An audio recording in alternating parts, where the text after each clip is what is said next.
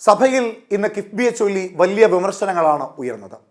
പ്രതിപക്ഷം വാക്കൌട്ട് പ്രസംഗം നടത്തുകയും ചെയ്തു. പ്രതിപക്ഷ നേതാവ് വി ഡി സതീശൻ സർക്കാരിനെതിരെ രൂക്ഷമായ വിമർശനങ്ങളും ഉയർത്തുകയുണ്ടായി.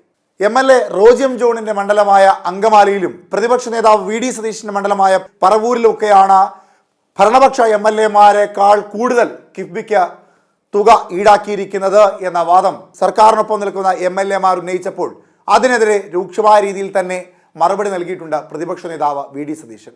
അതായത് കിഫ്ബിയിൽ ഉൾപ്പെടുത്തിയിട്ടുള്ള തുക എന്നത് രണ്ട് പ്രധാനപ്പെട്ട ഇടങ്ങളിൽ നിന്നാണ്.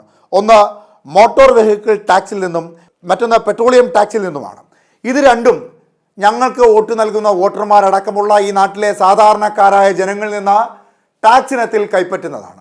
സ്വാഭാവികമായും അത് സർക്കാർ വകയാണ്, അല്ലാതെ സർക്കാർ MLAമാരുടെയോ മുഖ്യമന്ത്രിയുടെയോ തറവാട്ടിൽ നിന്ന് കൊണ്ടുവരുന്ന തുകയല്ല എന്ന തരത്തിലേക്ക് രൂക്ഷമായ രീതിയിൽ തന്നെയാണ് പ്രതിപക്ഷ നേതാവ് വി ഡി സതീശൻ വാക്കൌട്ട് പ്രസംഗവുമായി ബന്ധപ്പെട്ടുകൊണ്ട് കിഫ്ബിക്കെതിരെ സംസാരിക്കുമ്പോൾ പറഞ്ഞത്. അദ്ദേഹത്തിന്റെ വാക്കുകൾ കേൾക്കാം. ഒരു കാര്യത്തിൽ ഞാൻ ബഹുമാനപ്പെട്ട ധനകാര്യമന്ത്രിയോട് യോജിക്കുകയാണ്. കാരണം കിഫ്ബി ഇപ്പോൾ ഡ്രിപ്പ് കൊടുക്കേണ്ട അവസ്ഥയല്ല, കാരണം വെന്റിലേറ്ററിലാണ്. എപ്പോഴാണ് വെന്റിലേറ്റർ ഊരേണ്ടതെന്ന് ബന്ധുക്കളോട് ഡോക്ടർമാർ ചോദിക്കേണ്ട അവസ്ഥയിലാണ്. അല്ല, നിങ്ങൾ ബഹളം ഉണ്ടാക്കണ്ട. ഇത് നമ്മുടെ സംസ്ഥാനത്തെ ബാധിക്കുന്നൊരു പ്രധാനപ്പെട്ട വിഷയമാണ്. നിങ്ങൾ റോജി എം ജോൺ സംസാരിച്ചുകൊണ്ടിരുന്ന സമയത്ത് അങ്കമാലിയിൽ എത്ര കിട്ടി, പറവൂർ എത്ര കിട്ടി, അവിടെ എത്ര കിട്ടിയെന്ന് ചോദിക്കുക. ഈ പണം എന്ന് പറയുന്നത്, കിഫ്ബിയുടെ പണം എന്ന് പറയുന്നത് നിങ്ങളുടെ ആരുടെയും തറവാട്ട് സ്വത്ത് വിറ്റ് ബാങ്കിലിട്ടിരിക്കുന്ന പണമല്ല. ഇതിൻ്റെ കോർപ്പസ് എന്ന് പറയുന്നത്, സർ, ഇതിൻ്റെ കോർപ്പസ് എന്ന് പറയുന്നത് എന്താണ്? മോട്ടോർ വെഹിക്കിൾ ടാക്സിൻ്റെ പകുതി, പെട്രോളിയം സെസ്.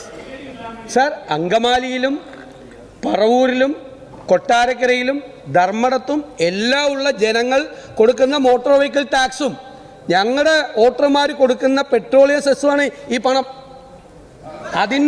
അത് ഏത് രീതിയിൽ ചെലവാക്കിയാലും ഏത് പദ്ധതി കൊണ്ടുവന്നാലും അത് ഞങ്ങൾക്കെല്ലാം അവകാശപ്പെട്ടാണ്. അല്ലാതെ പ്രതിപക്ഷ അംഗങ്ങളുടെ മണ്ഡലത്തിൽ കൂടുതൽ ചെലവാക്കി പണം കൊടുത്തു എന്ന് പറയുന്നത് ഒരു തെറ്റായ ഒരു സമീപനമാണ്.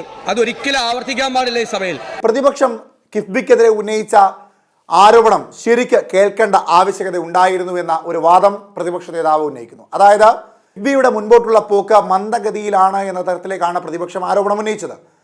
അതായത് 5 വർഷം കൊണ്ട് 50,000 കോടി രൂപയുടെ പദ്ധതി സംസ്ഥാനത്ത് നടപ്പിലാക്കുമെന്ന് പറഞ്ഞിട്ട് 8 വർഷം പിന്നിട്ടിരിക്കുന്നു. ആ 8 വർഷം പിന്നിട്ടതിനു ശേഷം ആകെ നടന്നത് 18,000 കോടിയുടെ മാത്രം പദ്ധതിയാണ്.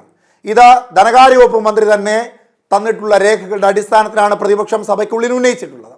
അതിനോടൊപ്പം തന്നെ ഉന്നയിക്കുന്ന മറ്റൊരു പ്രധാനപ്പെട്ട കാര്യം PWD ഏറ്റെടുത്ത് മുൻപോട്ട് കൊണ്ടുപോകുന്ന വർക്കുകൾ, ആ പദ്ധതികൾ പലതും ഇതിനേക്കാൾ വേഗത്തിൽ നടക്കുന്നുണ്ട്. അപ്പോൾ പിന്നെ കിഫ്ബിയും PWDയും തമ്മിലുള്ള വ്യത്യാസം എന്താണ് എന്ന ഒരു ചോദ്യവും പ്രതിപക്ഷ നേതാവ് ഉന്നയിക്കുന്നു. 5 വർഷം കൊണ്ട് 50,000 കോടി രൂപയുടെ പദ്ധതി സംസ്ഥാനത്ത് നടപ്പിലാക്കുമെന്ന് പറയുന്ന സർക്കാരിന് 8 വർഷം കൊണ്ട് ആകെ നടപ്പിലാക്കുവാൻ സാധിച്ചത് 18,000 കോടി രൂപയുടെ മാത്രം പദ്ധതിയാണ് എങ്കിൽ അത് വലിയ പരാജയം തന്നെയാണ് എന്ന ഒരു ആരോപണമാണ് പ്രതിപക്ഷം ഉന്നയിച്ചിട്ടുള്ളത്. അല്ലാതെ കിഫ്ബിക്കെതിരെ മറ്റാരോപണങ്ങൾ പ്രതിപക്ഷം ഉന്നയിച്ചിട്ടില്ല. എന്നാൽ കിഫ്ബിയിൽ നിന്ന് പ്രതിപക്ഷ പാർട്ടിയുടെ നേതാക്കന്മാർക്ക് MLAമാർക്ക് അവരുടെ മണ്ഡലത്തിൽ ഉപയോഗിക്കുവാൻ വേണ്ടി ഭരണപക്ഷത്തെ MLAമാരെക്കാൾ കൂടുതൽ തുക നൽകിയിട്ടുണ്ട് എന്ന വാദത്തെ ആരുടെയും കുടുംബത്തിൽ നിന്ന് കൊണ്ടുവന്ന കുടുംബ സ്വത്തല്ല എന്ന ഒരു പ്രതിവാദത്തോടു കൂടി രൂക്ഷമായ രീതിയിൽ എതിർക്കുകയാണ് അദ്ദേഹം ചെയ്തത്.